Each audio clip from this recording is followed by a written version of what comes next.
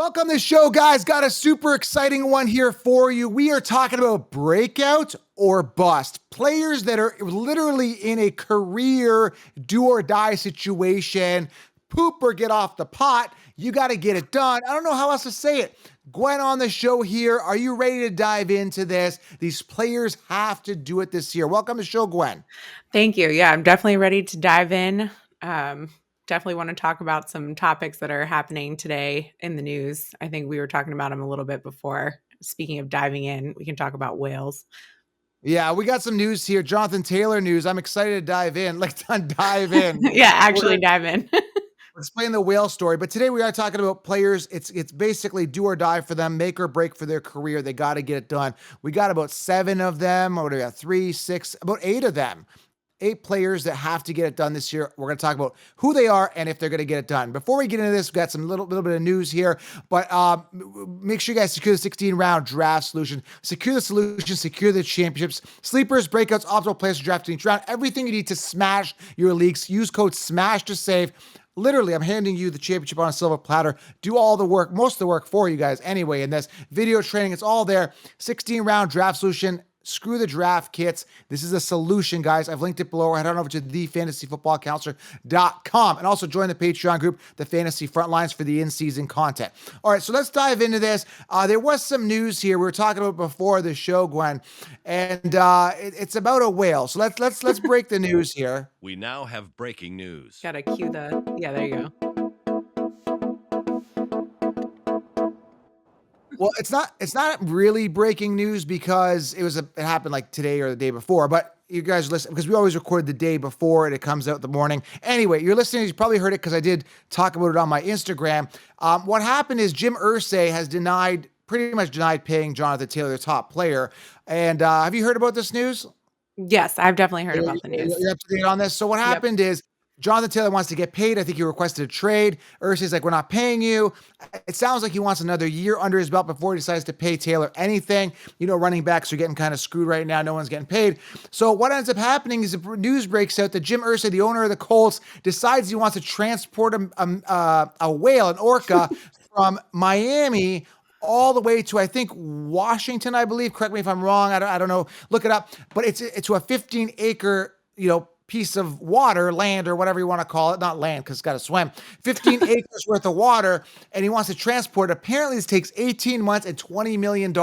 So people are saying, I did this post, it got up like almost 20,000 views on Instagram. If you're not following on Instagram, at Fantasy Football Counselor, and also follow at the Football Barbie, people are just saying like Free Willy and like pay Taylor, or this isn't coming out of their salary cap. But it's not even the fact that it's priorities and the principle here that you're denying your top player and then you're moving a whale. Like, what do you think of this, Gwen? This is crazy, isn't it? Yeah, no, I think this is absurd. I don't know. I think maybe I don't know. I don't like Connor, but I feel like he might want to weigh in on this. I think we should get. I really think that maybe we should bring Connor in on this because he actually is. He just happens to be an animal, doesn't he? Yeah, and I think he should weigh in on it, and then maybe I'd like to weigh in on this actually. Okay, Hi everybody, it's me. Now, there's been some back and forth about some people not wanting me on the show. I think you're full of it. Shh. You know what I mean? I think you're full of it. And in regards to the whale, I'm all for the animals. Forget Jonathan Taylor and his stupid contract. He busted last draft, and I told everybody to draft him because I copied and pasted. And now, this is the whale deal, and I'm all for the animals. Oh, really? I think you should go up and you should go see that whale, and then maybe he can eat you like, Pinocchio, since he likes to eat puppets. And then you can never come back again on the show. You can be gone forever. All right, Connor, I got a question for you. So you're all for the whale, but if the whale decided to eat you, would you still be for him? Is this a trick question? Because I don't like this. Back to the animals. I'm all for saving the animals, and that's it. Now, Gwen, before we talked on the show, I sent some, tension between you and Connor. How about if you guys went out and had a dinner or a date or something together? What do you think? Connor would not return back from that date. Connor, what would you order if you guys went out for dinner? I'd like some pizza, please. Oh, I'd order some lamb. Well, that's not very nice at all. Anyway, I gotta go. I just want to say save the whales, save the sheep, just not the lions. I'm out. All right, Connor, thanks for being here. We'll talk to you a little bit later on. All right, that's it for Connor. He made his cameo. I don't want to hear anyone else saying we want Connor because he's done for the episode. All right, enough with the whales and the sheep. Let's get to the show. Who do we have here, Gwen, as the first player that is literally in a do or die situation career-wise for football? This is it. They got to get it done. Who do we got? Yeah, so first up, we have Cam Akers. And I think if you follow me, some of you might have seen my reel that I had done on Cam. I think that this is going to be a breakout year for him personally. We talked about him before, but if McVay decides to run the ball again this year, like he did at the end of last year, I think Akers is going to be dominant. He showed he could really be that guy last year. So if they actually lean on him this year, I think he could still be the guy for them. And they don't really have any real options or real other options at running back. So as long as he can stay healthy, I think he should have a breakout year this year. Years to wow me, Gwen. And guess what? You're not wowed. I'm not wowed. Exactly. So I'm looking at his career here. He played 13 games his rookie season. I remember that year because I was kind of like, oh, this guy's exciting. There's some upside there. His ribs were banged up. Played one game in 2021, then 15 games in, I mean, he just didn't get done. 786 yards, 4.2 yards per carry, 7 touchdowns. Again, he's just 3 years and he's had a combined 9 rushing touchdowns, 2 in his rookie year, 0 in his second year, sophomore, and then 7 last year. So again, he's just not sensational. He's not exciting. I don't think the Rams are going to be an amazing team. I think they'll be good. I don't think they're going to be phenomenal. But this is literally a make or break year. Now for fantasy draft value, round 3, 4, 5, if he falls, I don't know. I haven't been looking at him. I'm not going to be drafting him, but it sounds like you like him. A lot of people do. But what the mainstream concheapses are doing is they're telling you go 0 RB, means don't draft running backs and make Cam Akers your RB1. That is risky for me, but there is that upside. You know what I'm saying? Yeah, I see what you're saying. I still think, yeah. So you're going bust for him. Yeah, I'm going to go ahead and do a bust here. I need a bust. Do we have a bust song? Hold on. We have the Watson sound. Remember? He's a bust. Now you're saying Cam Akers going to break out. This is it. I mean, it literally is a contract year. He's got to get it done. So, I don't know if he's going to get it done this year, but he has to. This is it. Like I said, it's literally make or break. For sure. All right, moving on here. Let's keep going here. We got. We'll see what the audience thinks. The amount of energy the audience puts into the applause will tell us what they think of Cam Akers. Audience, what do you guys think? Okay. Oh, you can't add to the clap there. All right, let's go. All right, who's our second player here? Yeah, so next up we have J.K. Dobbins, and I think that he is going to be a bust because he can't stay healthy. I think everyone keeps expecting great things out of him, and I really just don't see it. The Ravens had brought in Melvin Gordon as insurance because they know he's injury prone, and he's definitely electric when he's healthy, but I don't think he's a safe bet at all, and I think he's definitely gonna bust. I'm going to pull up his numbers here. I'm looking at him right now. Okay, so Cam Akers here. Or sorry, J.K. Dobbins. I get those guys confused because they both suck. When I look at him, 15 games his rookie year, 805 yards, 9 touchdowns. So his rookie year, there's some sort of promise here. Then he got hurt, played 8 games. There was a knee, I believe. 8 games, 520 yards, 2 touchdowns in 2021 didn't play at all. 2022 was the 520 yards, 2 touchdowns, 8 games. So the guy just can't get it done. I mean, he's played what's 15 plus 8, 23 games in 3 seasons. I want that to sink in, right? Like the guy doesn't stay on the field, and then he's got to combat a quarterback that just happens to be a running back. And then they added Melvin Gordon to the mix, who's going to be a bit of a pest, but isn't that good. I'm just not sold on Dobbins. Similarly to Cam Akers, what they're doing here, Gwen, is like consensus that concheapses and Connor, I'm going to play the song. They're all telling you to draft Dobbins as pretty much your RB1, which is ludicrous. You could have some good ace receivers earlier on, but Dobbins, don't feel warm and fuzzy to make him my RB1. Just not going to happen. So to me, I still think similarly to the other guy, I think that he's going to bust like Deshaun Watson massage. Just like Deshaun Watson massages, he's going to bust this year. I'm not sold. Again, both these guys have that ceiling, but for me, it's an absolute no. Okay, All right, who else do we both, got? We both agree on that one. So next up we have DeAndre Swift. And this one is a little sad for me to say, but I'm gonna go bust on him as an Eagles fan, which sucks. But Eagles running backs. Well, I can't speak today. They scare me for fantasy because we have 4 of them, and they're all experienced and they all can play. And I think deep running back committees are the kiss of death in fantasy, in my opinion. And I think. But, they're great for an actual football team, though. But, yeah, for this one, I'm going to say DeAndre Swift's going to be a bust, and that's sad for me to say. We already saw Connor, but this would be a great – I kicked him out of the studio. This would be a great time for him to come in and go, hey, I thought I told you DeAndre Swift last year. It would be a good time for him to come in because this is a guy that Connor and all the Consheeps last year told you to draft as a top 8 PPR running back. I told you to fade him. Why? Years to wow us, we're not wowed. He's joining a committee. Even though it's a good offense, he's going to be there with Penny, a bit of a committee. Years to wow us, we're not wowed. Even if he does do well and stay on the field and stay healthy, you're looking at a guy that's just not going to get the volume that you guys are going to want and desire. So he's a big time bust for me. And not going to be excited at all. Okay. All right, moving on here. Let's keep going on with this. I'm excited to talk about these guys because this is it. This is their name becomes mush if they don't get it done this year. Who else do we got next here, Gwen? So next up, we have Javonte Williams. For me, this is kind of like a wait and see year. I'm not going to stand on a hill for a guy that we didn't see much of last year after a pretty solid rookie campaign.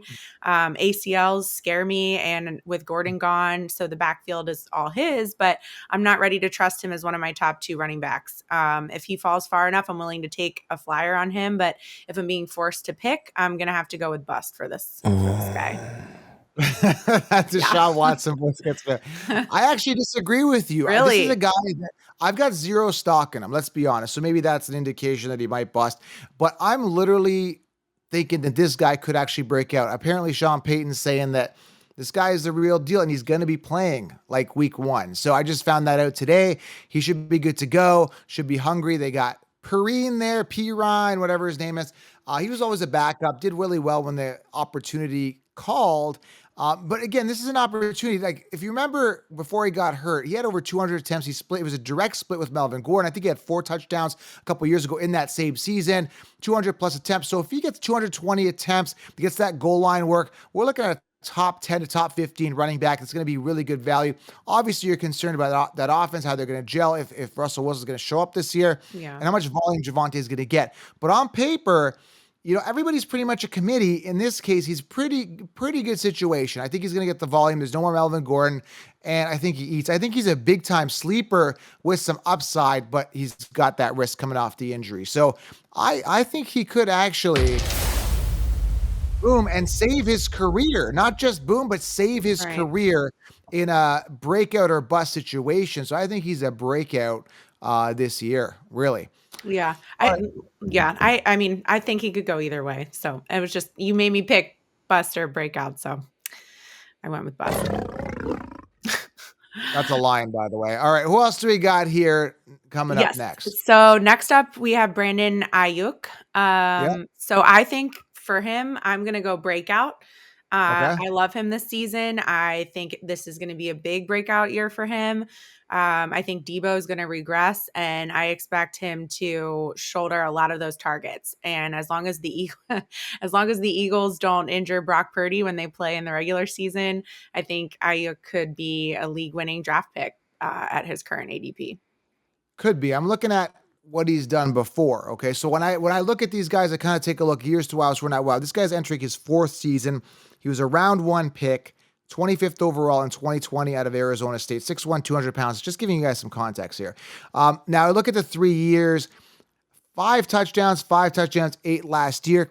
Finally came alive, had a 1,000-yard receiving season, 1,015, and had the 8 touchdowns. Apparently, I just heard right now, Shanahan just said that Purdy is the real deal. He's saying that he's looking really good, looks professional, looks really good.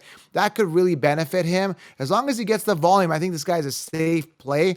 Not a guy that I'm really targeting, though. I look at the years, right? Like with me, you got to think of my mentality. So when I see a receiver come in, I like that immediate explosion, right? That immediate burst. Like Jefferson comes in, bam.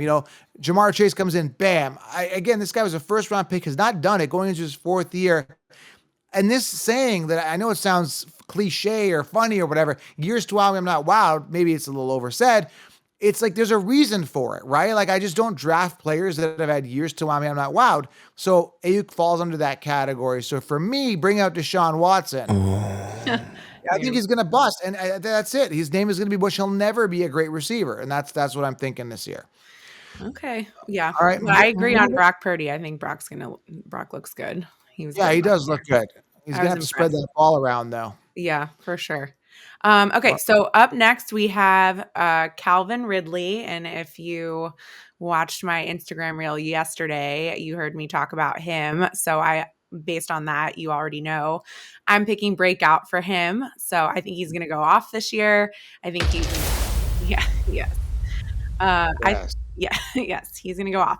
I think he looks to be in excellent shape. As I mentioned in the reel, he looks like he's from a different planet when he's running routes compared to the other options that the Jags have. I don't know if you saw the reel that they had posted where they're in practice camp, and he looks like he's running like 100 times faster than literally everyone else on the team. I think he lined up with Zay Jones, and he basically he just bam. Yeah. So I think Trevor's going to feed him all year. And if DeMar Hamlin wasn't coming back to play this year, I would have expected Ridley to win the comeback player of the year for this year. So he's a breakout.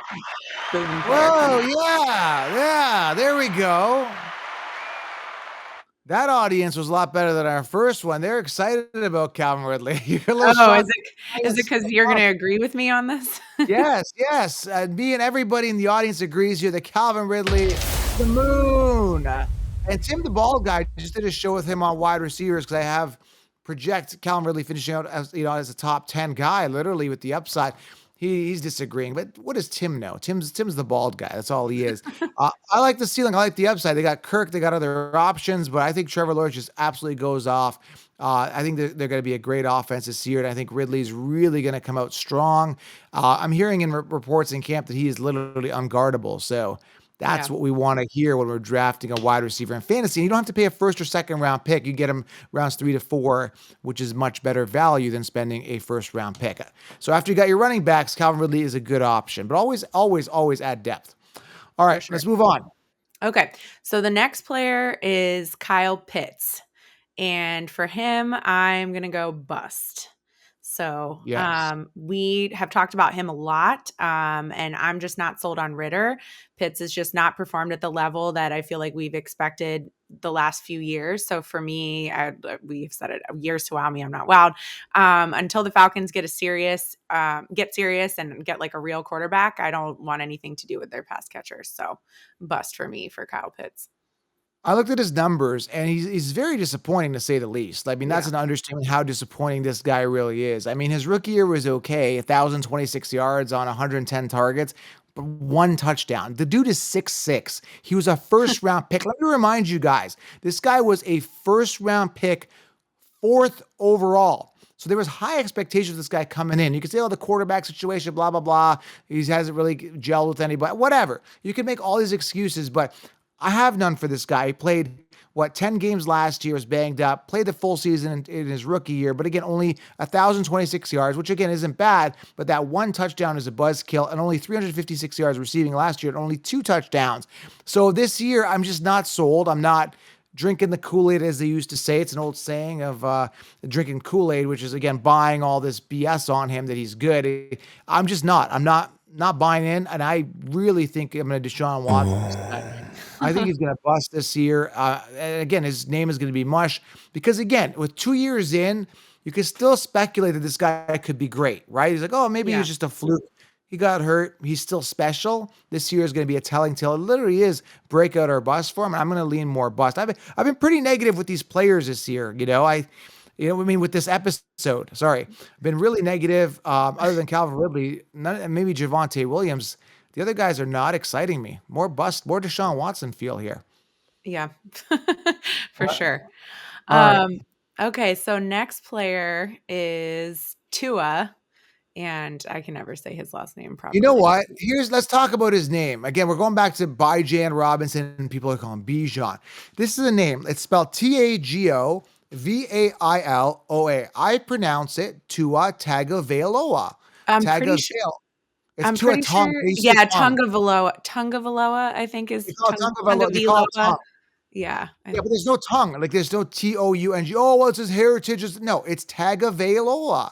Tagovailoa is his name. Anyone says Tagovailoa is well, I don't want to curse on the show. But that's how, yeah. But we should pronounce people's names how they want. Anyway, I think he's going to be. I think he's going to be. You're like, no, I don't want to pronounce anyone's name right. But no, I think he's going to bust. So, I would be a member. So they call his his fans are called what? Tuanons, right? Have you I heard haven't that? heard that. Oh, really? No. Yeah. So I've heard his fans are called Tuanon. So I would be a member of the Tuanon if his brain didn't keep getting scrambled. Like if he can stay healthy, I think he's a top end quarterback one, but he just keeps getting concussions and that really worries me. Yeah. And so I think if you draft him, you have to make sure you have a reliable backup option in case he goes down. But I'm going to label him a bust for that reason, and I'm not drafting him. I almost lost my mic on this one again. All right. So, I'm looking at this. He hasn't finished a season. He played 10 games rookie season, 13-13 the past couple seasons. His best year was last year, and that was 25 touchdowns to 8 interceptions, 3,548 yards. He's got the weapons. I mean, he's got all the tools to make him successful. The big question is obviously the concussions, and you got to maybe consider and think that he's going to play with some hesitancy, maybe, right? Just because of fear that he may get concussed. And anytime he's going to fall, people are going, is he okay? And, for fantasy, I'm just not going to be drafting a guy that I'm going to feel like I'm walking around eggshells around him, right? That's what it's going to feel like owning him. Although I do think contract year again, he's got to play hard. He's got the weapons. So, I can't say he's going to bust, but this is really just health dependent. Assuming he stays healthy, he booms. But one wrong fall, and they're going to cradle him, and they're going to baby him, and they're going to pull him off the field and say, Mr. Tua, we're going to have to pull you aside. We've had this problem before, and that's not something I want to deal with for fantasy. So I'm going to have to pass on Tua this year, but he's got to step up and do something, or else his name is going to be mush. He's just going to be known as this injury-prone, concussion-prone guy that's going to be babied and coddled his entire career. So this is why we put him on this list. It's make or break.